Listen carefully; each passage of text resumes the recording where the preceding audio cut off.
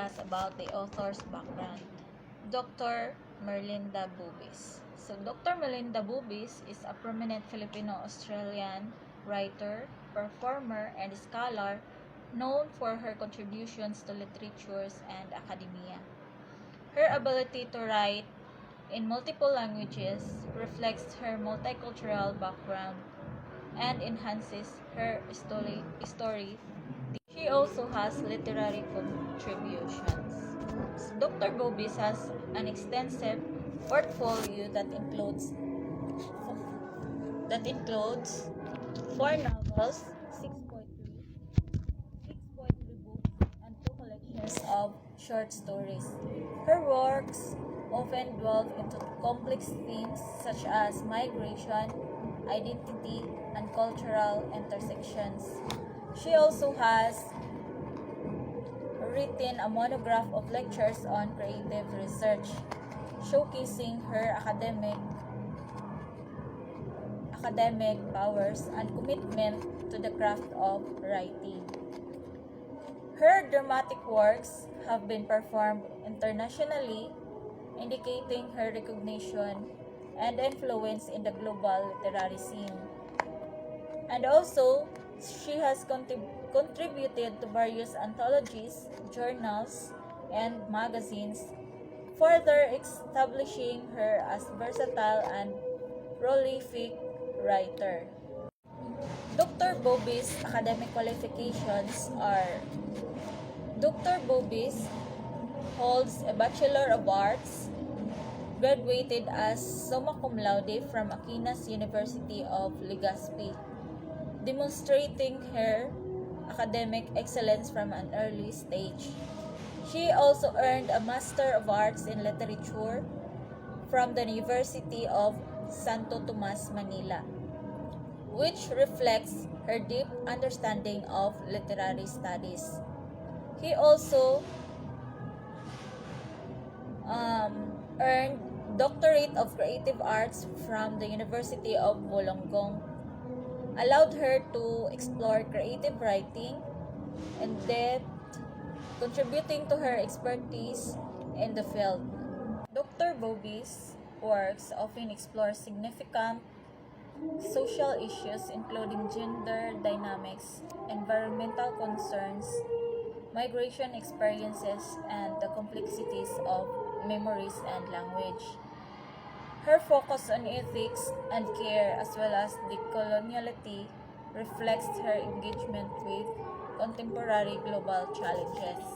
Now let's proceed to characters and characterizations. So, we will talk about Rika. Rika is a 6 years old girl who embodies the innocence and curiosity of childhood.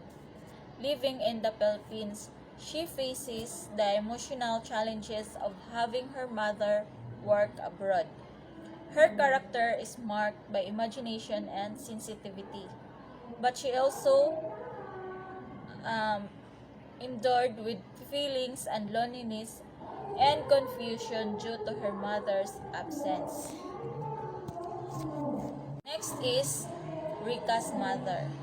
Rika's mother, as a domestic helper in Paris, Rika's mother represents the sacrifices many Filipino women make for their families. Although she is physically absent, her emotional distance impacts Rika's deeply.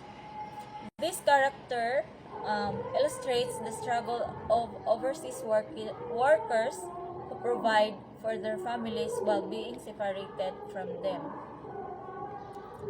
Is Rika's father. Rika's father is physically present but emotionally unavailable because he often distracts himself with routine tasks like feeling to address Rika's emotional needs, and it also highlights the challenges faced by families where one parent is absent and the other one struggles to provide emotional support. The last one is the Big Lady. The Big Lady is just a mythical creature imagined by Rika. that symbolize the collection of sadness from those who cry, just like Rika. So, this character serves as a coping mechanism for Rika, allowing her to internalize her feelings of loneliness and longing by her parents.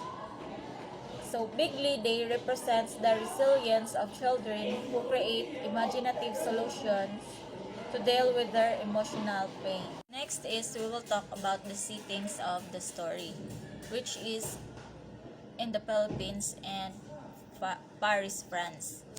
The settings of Rika's small home in the Philippines is significant as it represents the emotional landscape of loneliness and absence. The physical space reflects the challenges of living in a family affected by migration, where the emotional void left by the absent parent. In Paris, France, it is serves as the backdrop of Rika's mother's work, symbolizing both sacrifice and distance. The city represents the opportunities and challenges faced by overseas workers, highlighting the emotional toll of separation on families. Proceed to the summary of the story. As you read in the presentation I present, so the summary, the sadness collector, it narrates the story of Rika, who copes with her mother's absence as she works in Paris. Each night, Rika imagines a mythical figure, the sadness collector, who consumes the sadness of those left behind.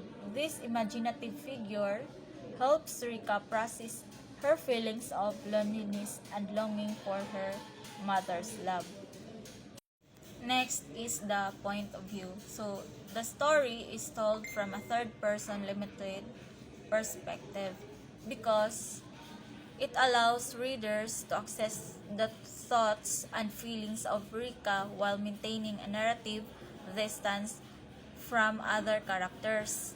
This perspective deepens the reader's understanding of Rika's emotional journey and her coping mechanism. Next is we will talk about the conflict of the story, which is man versus self, because Rika's internal struggle with her loneliness and longing for her mother is a central conflict. She battles her emotions and seeks ways to cope with her feelings of abandonment, and also man versus circumstance, because the broader implication of family separation due to migration create external conflicts that affect Rika and her father.